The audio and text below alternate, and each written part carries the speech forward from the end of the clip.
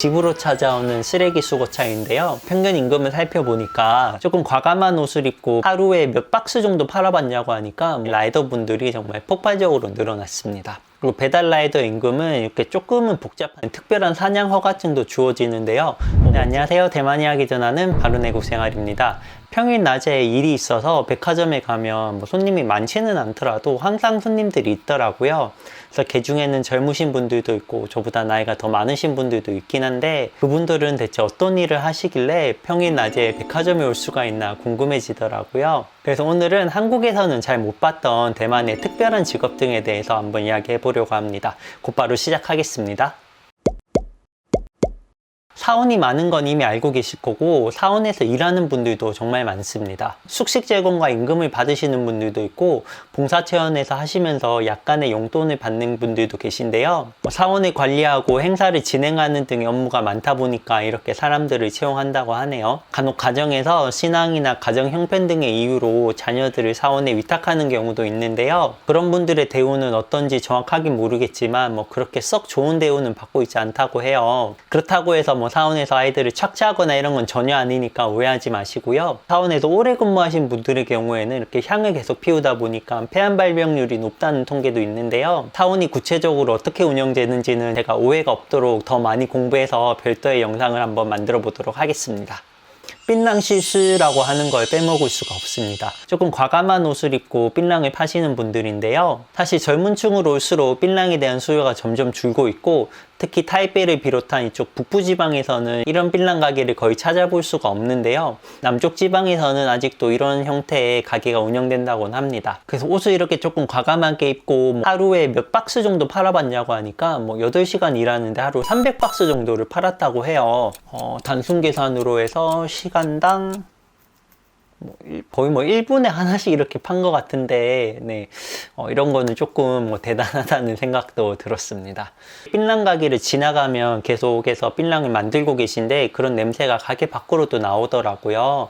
이게 생각보다는 냄새가 조금 세서 건강엔 이상이 없을까 싶긴 한데요. 여기서 이렇게 삔랑을 말고 파시는 분들이 보면 월급이 3만 대만 달러 전후로 측정되는 것 같아요.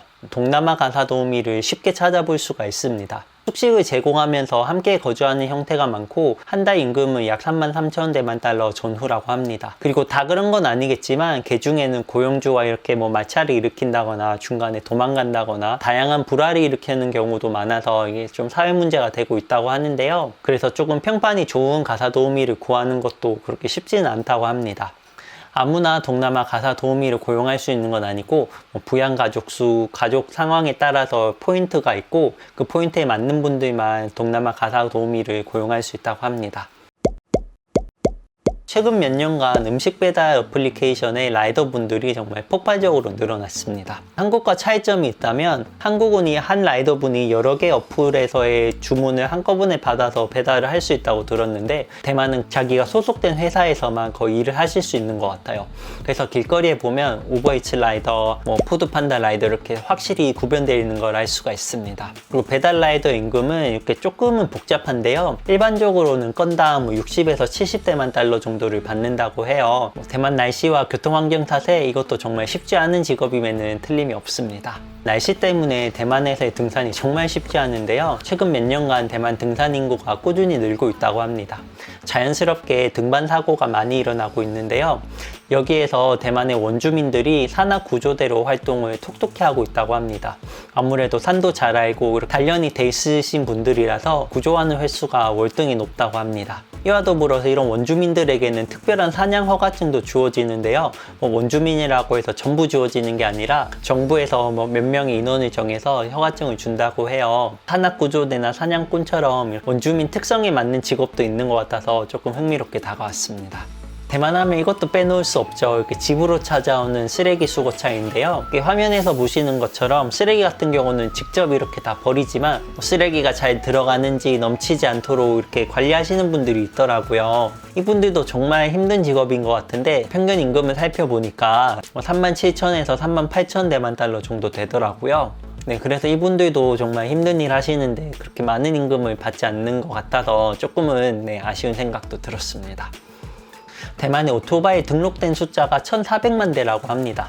대만 전체 인구가 2,300만 정도 되니까 뭐 운전을 할 수 있는 나이라면 거의 오토바이를 한 대 이상 갖고 있는 꼴이 되는데요. 자연스럽게 오토바이 수리점, 오토바이 용품 전문점도 이렇게 많이 있습니다. 골목골목마다 오토바이 수리점들을 찾아볼 수가 있는데요. 조금 신기했던 거는 그럼에도 막 그렇게 장사가 안 된다는 느낌은 없고 항상 손님들을 이렇게 붐비더라고요. 계속해서 뭐 전기 오토바이나 공유 오토바이가 많이 나오고 있는데 앞으로 이런 많은 오토바이 수리점들의 운명은 어떻게 될지 조금 궁금해지는데요. 그런 건 제가 몇 년 뒤라도 꼭 소식 전해드릴 수 있도록 하겠습니다.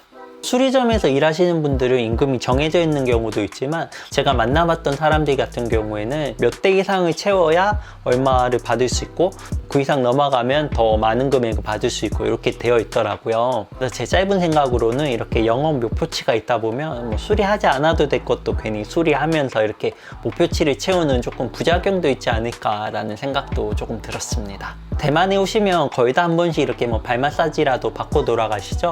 어떻게 낮에도 새벽에도 밤에도 마사지사들이 다 있나 궁금해 하셨을 것 같은데 제가 살펴보니까 뭐 대부분은 마사지샵 근처에서 뭐 거주를 하시겠지만 마사지샵에서 숙식 제공을 하는 분들도 많이 있더라고요. 그래서 숙식 제공을 받고 있다가 손님이 오면 이렇게 뭐 마사지를 하는 경우도 뭐 적지는 않은 것 같아요. 대부분 기본급은 없고 뭐 마사지 한 번에 얼마 이렇게 퍼센테이지로 나눠서 임금을 챙겨 가신다고 해요. 현지 마사지사 인터뷰한 영상이 있으니까 여기 올려놓을게요. 좀 이따가 한번 살펴보시면 재밌을 것 같습니다. 대만에서의 간호사분들은 조금 더 특별한 직업인 것 같아요. 제가 이렇게 뭐 비하하려는 건 아니고 제 경험 안에서는 이렇게 병원에 가면 의사 선생님이랑 이야기하는 것보다 간호사와 이야기하는 경우가 더 많더라고요. 조금 심한 경우에는 의사 선생님이 이야기하는 도중에도 옆에서 간호사가 뭐 이렇게 얘기하는 경우도 있더라고요. 의사 선생님은 별다른 주의사항 안 알려주셔도 간호사분이 주사 놓는 동안 뭐 진짜 여러 가지 주의사항을 읊어주시더라고요. 친절하고 감사하기도 하면서도 의사 선생님이 아닌데 그 전문 지식을 모두 맞는 건가라는 조금의 의구심은 들어서 농담 반 진담 반으로 간호사를 특별 직업군을 한번 꼽아봤습니다. 영어 원어민 교사가 정말 많습니다. 제가 정확한 숫자까지는 모르겠는데요. 학교, 학원, 유치원까지 해서 영어 원어민을 고용하는 경우가 정말 많아요. 대부분 먼 외국에서 오기 때문에 대우가 엄청 좋을 거라고 생각했는데 원어민 교사를 구하는 포스팅들을 살펴보면 그렇게 대우가 엄청 좋지는 않더라고요. 많이 주는 경우에는 1,000대만 달러까지 있는데요. 보통은 600에서 650대만 달러 정도로 이렇게 형성이 되고 있는 것 같아요. 네, 오늘 이렇게 조금은 특별한 대만의 직업군들을 한번 살펴봤는데요. 제가 현지인 인터뷰 컨텐츠도 운영하고 있잖아요. 이런 분들도 정말 한 분 한 분 빼놓지 않고 만나서 인터뷰할 테니까 조금만 기다려주시면 감사하겠습니다. 오늘 영상과 관련해서 궁금하신 점이나 다른 의견 있으시면 구독 눌러주시고 댓글 남겨주시고요. 알림 설정과 멤버십 가입도 한번 확인해 주시면 감사하겠습니다. 오늘 영상 끝까지 시청해 주셔서 감사하고요. 그럼 다음 시간에 더 재밌는 대만 영상으로 찾아뵙겠습니다. 감사합니다.